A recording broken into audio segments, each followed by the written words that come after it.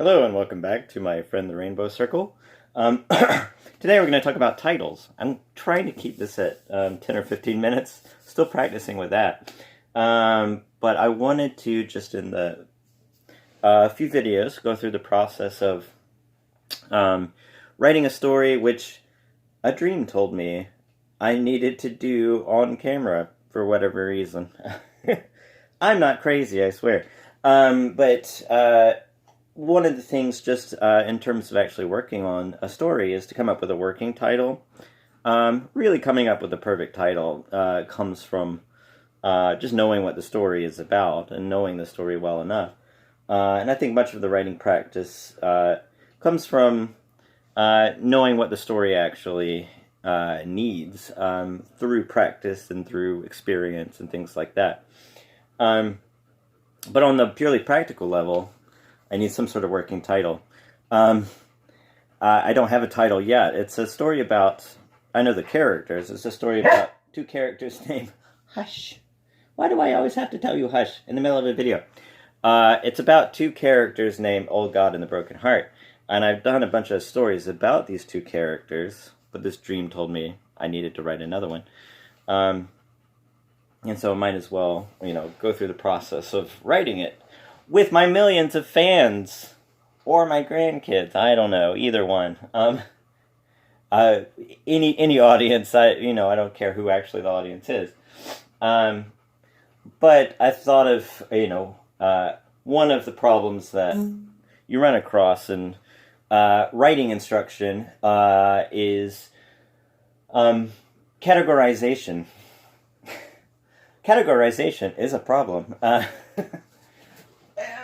If we look at my friend the Rainbow Circle, there you go. Categorization is a destimulating process. So the way the story works at its core is back and forth pull between the core stimulation and the destimulating end of the spectrum. There are a lot of techniques that are designed specifically to destimulate and increase rational understanding, but also to dualistically decrease visceral stimulation. Those two can marry together well. I mean, you can have categorization that's still stimulating. Hush. I'm stimulating his need to bark at me anytime I do these videos because he needs my attention. I'll pay attention to you. You can come up here if you want to. I will pay attention to you. The most needy dog in the history of dogs. Okay, I'm paying attention to you. Now stop barking. So categorization is one of the techniques that's designed to destimulate. So if you encounter something mysterious, you categorize it, and that destimulates it. And so a lot of the times when you get creative writing instruction, it breaks it down into categories. So, but as a starting process, if you're trying to figure out what your title is going to be, that's something you can do. It's categorize it. A much more effective thing to do is understand why it works. So, you'll read instruction manuals and you'll see here are the only 4 things that are possible to do. Here are the categories of types of titles that are possible, and you get that with something like POV. Understanding what your POV is fine. But a lot of the times, just the nature of that categorization instinct is intrinsic to that is favoring one over the other. So just the nature of dualistic thinking, and this is dualistic thinking, definitely. It's breaking down something that, there's infinite possibilities and saying, there are only 4 possibilities, and you split it into 2 ways, and that's how I came up with 4. Just as a starting process, it's fine as long as you don't treat it as a universal. And that's one of the biggest problems with communication of how stories work is treating things as universal that aren't universal. So this is sort of a meta deconstruction of the nature of categories as transmission of understanding of story mechanisms. Don't categorize things. It's don't limit them to only 4 possibilities, and don't treat them as universals. But if you're trying to figure out, rationally, what to do. That's a starting point. So I broke them down into 4 categories that I'm not going to treat as universals because that would be irresponsible of me. But you have titles that are literal and you have titles that are suggestive. So titles that communicate, literally, and literal is such a terrible word, and really an abused word. I heard somebody say the other day, it was a wrestling commentary, of course. I think it was somebody literally turned somebody else inside out, and that's a bad use of the word literal. So it's an abused word. But if you're talking about titling, you can have a literal title. Here's literally what happens. And, if you think of like plots, naming something after a plot or a character, a plot point or a character. The Great Train Robbery. I don't know why that one just came to mind. It's one of the books I got from my dad, so I guess that's why that one came to mind. Jurassic Park. I'm thinking of Michael Crichton titles, I guess. I don't know why. But those are, plot points or characters. Olive Kitteridge, that one, for whatever reason. This is sort of exploration of my subconscious. Why do certain titles come to mind at this particular moment? But you have plenty of titles that are really just main character's name. Hamlet. That's a very traditional sort of Shakespearean way of coming up with titles. If it's about a king, and usually it's about the king or the prince or whatever. King Lear. What's King Lear about? It's about a guy named King Lear. And that's unique. If you said King Lear, there's no other... I'm going to argue with. There's nothing else it could be about other than this one famous legendary king. But also in terms of literal, one pattern that you can recognize in titling, and I call it generic. A lot of these are just imprecise words. Generic is such a negative word, and I hate to use it. But one of the most interesting patterns that you can recognize in titling is a lot of really experimental, unique, quirky sort of books will have generic titles, or plays. The pattern that I recognized for generic is in absurdist plays, and I have this obsession with absurdist plays, as I've talked about before. So if you look at, I was just talking to my friend Clara about Harold Pinter plays. Most Harold Pinter plays have these very generic, mostly literal titles. The Birthday Party is about a birthday party. There's some suggestive qualities to it, but it's a play about a birthday party. Stanley has a birthday party. So much more is going on in the play. Homecoming is about people coming home. It's a fairly generic title. But the way that works in something that's more experimental and quirky and unique and surreal, common sort of titling convention. If we look at Ionesco, Rhinoceros, it's about rhinoceroses. If you look at, that sort of, and I've talked about rhinoceros before, that's why I'm referencing that one. If you talk about that titling convention, where it's this generic title that doesn't really tell you much about the play really, but it is literally what's happening in the play, then presumably there's some other factor that communicates to the audience that what the play is about. So if you see rhinoceros as a title, and you see poster art with somebody has a rhinoceros head, you can recognize just, it could set up what the actual tone of the piece is actually about. Commonly with YA, which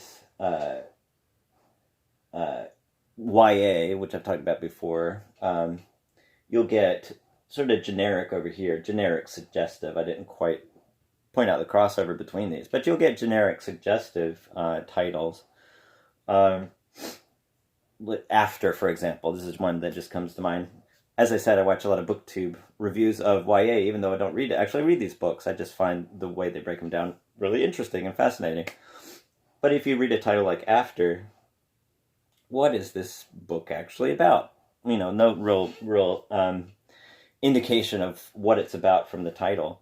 Or Twilight, just famously, if you see the title Twilight, what is that actually about? Twilight, is something that happens in the book. I haven't read the book. I have no idea. Nothing against the book. I've talked about before how bashing that book is, I think, a bit presumptive. But the title Twilight doesn't really say much. Breaking Dawn is a little bit more quirky and unique of a title, but it still doesn't quite tell you what's going on.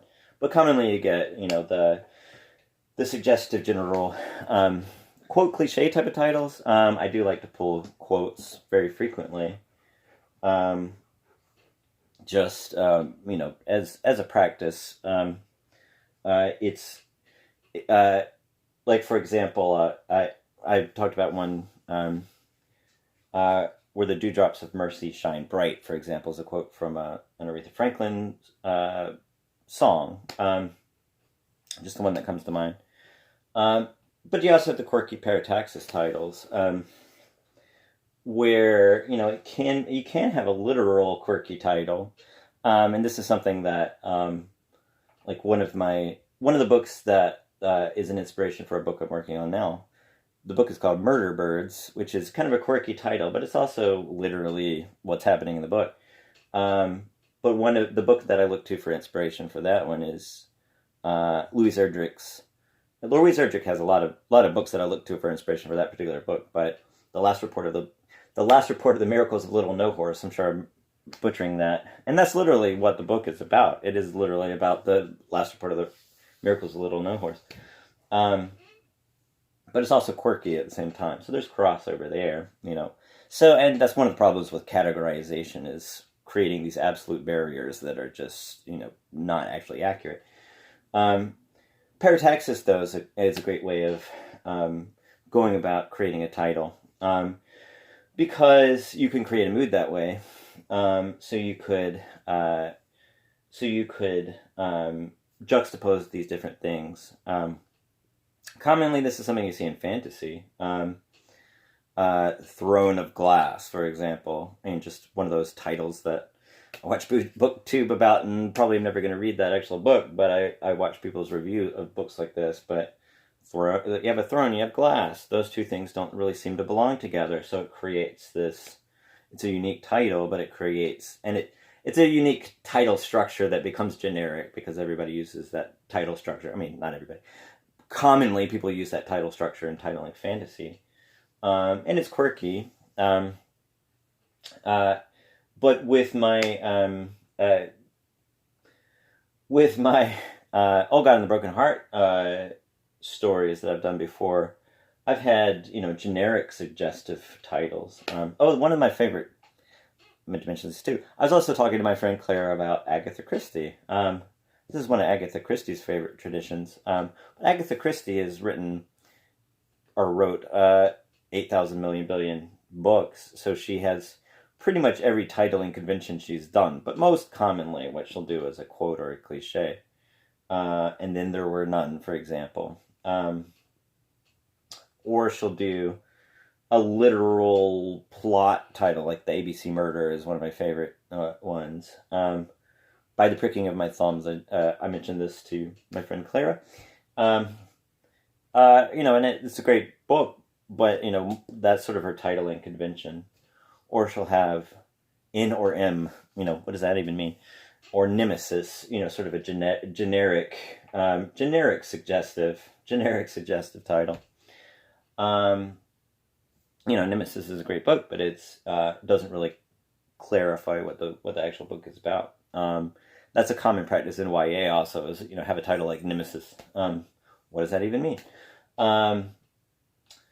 But in that particular case, if you hear like not a fairy tale, a nursery rhyme, and that's Agatha Christie's favorite thing to do is use nursery rhyme quotes.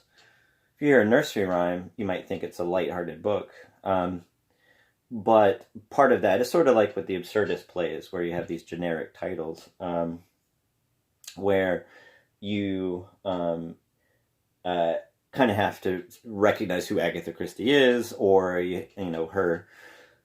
her first book was Murder at the Vicarage, which is literal plot title, and so she gained a big reputation, to quote Taylor Swift. She gained this big reputation for these great murder mysteries, and she became fairly popular fairly quickly. And then at that point, once she starts doing nursery rhyme titles, you that juxtaposition of who Agatha Christie is versus this lighthearted nursery rhyme title gives you an indication of what the book is about. It's a murder mystery. It's still kind of lighthearted in many ways, but it's still definitely serious, dark sort of tone. Or you could look at the cover imagery, or any sort of marketing, and that juxtaposition of the the nursery rhyme title with the recognition that this is a murder mystery creates a mood or a tone. You could do that with Parataxis. So I mentioned Ionesco being one of my big heroes, who his most famous plays are Rhinoceros and The Bald Soprano. The Bald Soprano very directly is Parataxis, that is creating a tone more so than doesn't really have anything to do literally with what's going on in the play, really. But if you see Bald Soprano, you say, well, that seems like a weird sort of quirky thing. Those two things don't really. I mean, there could be Bald Sopranos, of course, but it is a Parataxis. It's two things that don't really seem to belong together, but you try to fill in the blanks, and in that process of filling in the blanks, you create the requisite tone for it. Whereas something like The Lesson, one of his plays, or The Chairs, or something like that, just from the title, you don't quite get the tone of what the play is about. Or The Killer. The original title is The Killer Without Reason, but The Killer, what is that play about? It's about a killer. Yeah, literally, yeah, it is about a killer. But you don't get a sense of the tone. Whereas with a Parataxis title like Bald Soprano, you get much more of a sense of sort of the quirky tone of the actual play. So that being said, why does it actually work? And how does it actually work? The reason why different titles work different ways is because of my friend the Rainbow Circle. The important thing to remember. Here you go. The important thing to remember is the threshold of familiarity. So any sort of process of storytelling, you have the intermingling of the destimulating into the spectrum and the stimulating into the spectrum pulling against each other. So it has an effect on various thresholds, such as the threshold of familiarity. If something being familiar can be destimulating, because it's worn out the nerves, the stimulating nerves. Something like by the pricking of my thumbs, it's a familiar quote. So it is so familiar that is it destimulating because you're familiar with this cliche, what have you. And I talked about Kurt Vonnegut. There you go. There's another example where you have Breakfast of Champions. You like to use a lot of, cliche titles. Breakfast of Champions, just the nature of that, is a cliche title. That's so familiar. Is it going to be destimulating because it's familiar? Or you compare that to another Kurt Vonnegut title, like Sirens of Titan, my favorite one, or Slaughterhouse-Five, something like that. Those are unfamiliar. Sirens of Titan, for example, is a Parataxis. How do Sirens and how do Titan go together? And you have titles like that, which are actually literally what happens in the book. But you don't find out what that means until the end, really. But it's unfamiliar, so it's going to create stimulation by being unfamiliar. But that's a highly unique sort of audience-based thing. Is what sort of threshold of familiarity do people really tolerate? If something is too familiar, it can be destimulating, but it can draw in an audience by not being too stimulating. And something being too unfamiliar, you can throw a bunch of random words together. It can be stimulating because it's unfamiliar, but different audiences are going to have a different threshold of familiarity. So um, they can reject it because it's too unfamiliar. It's too stimulating and too unfamiliar that it's too stimulating that they reject it. They have, you know, it sounds too weird. You know, Sirens of Titan. I don't know what that is. It sounds too weird. I'm not interested. That could be based on just recognition of what sort of tonal genre expectation something like Sirens of Titan gives you. You know, it's a sci-fi. It's unapologetically a sci-fi story, even though it's unique in many, many ways. But something like By the Pricking of My Thumbs, it's familiar, but it's also viscerally stimulating because it still has that viscerally stimulating image of pricking of thumbs. Or Slaughterhouse-5. It's unfamiliar, but it has that juxtaposition of something viscerally stimulating, a slaughterhouse, with something that doesn't seem to belong to together with it. A number that is, seems like it might be, is it a sci-fi story? What is it actually about? It gives you a sense of the tone of it, that uncertainty. So that's how it works. So just as part of a personal process, you can categorize things just to give you a better understanding on a purely personal level, as long as you don't treat them as universals, and as long as you recognize why they're actually working. By recognizing why they're working, you can recognize more effectively other processes within the story and how the different parts of the story are going to really work together. I don't actually have a title yet for my Oh God and the Broken Heart story. I just as a working title, I might call it something like Giants. Just it's literal and generic. It's about giants. But if in the process of actually writing the story, if I find some sort of, I prefer personally, as a part of my taste, I prefer parataxis titles. I just like them a lot better. Quirky parataxis titles. So I might find if I find something in writing the story with the word giants that I could add to it, some sort of adjective, or giants of, something. I could do like a fantasy type of title, the giants of blah blah blah, or Giants Club or something like that. It's about, so the story is about, Old God is a giant, and he has this friendship with this other physically deformed character named the Broken Heart. And he's invited to join this Giants Club, and that's I don't love that title. It reminds me of S Club 7. I don't love that title, but it's a parataxis. It's sort of compelling because it's unique. What does the Giants Club mean? So I might work with that sort of juxtaposition to figure out what actually fits the actual tone of the story. It is a quirky story. So do I need a quirky title, or can I go with that absurdist tradition of really generic title where I rely on other factors to communicate to the audience that it is quirky? But anyway, there's a tip and a deconstruction of the tip, a complete deconstruction of the tip. See you next time on My Friend the Rainbow Circle. And the title, My Friend the Rainbow Circle, is purely synesthetic in its appeal to me as a person, and it's recognizes the quirkiness of just the whole concept. But my friend, we could talk about synesthesia later, but that's an entirely unique thing that I don't expect other people to get. Why is My Friend the Rainbow Circle a blue, orange, red, and yellow title? It's a rainbow title in my synesthetic brain, but clearly I failed at making this 10 or 15 minutes. It's now about 25 minutes, but that's me. Anyway, so hopefully that helped my grandchildren or whoever finds this interesting. See you next time.